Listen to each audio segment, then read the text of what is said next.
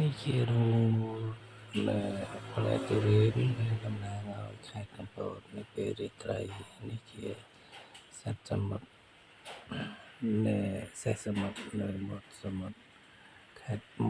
មុខខេត្តកំពតនេះគឺជានាឡិកានៅខេត្តកំពតដែរនេះជារូបភាព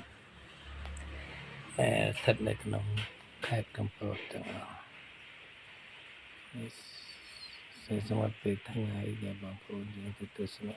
ច្រើនរូបសំណាកនេះគឺជារូបសំណាកដែលស្ថិតនៅក្នុងខេត្តកំពតកសិករស្រែអំបិល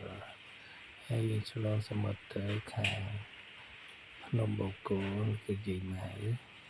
យើងឆ្លងចូលមកដល់ខេត្តកែបនេះសិលាចាន់បតី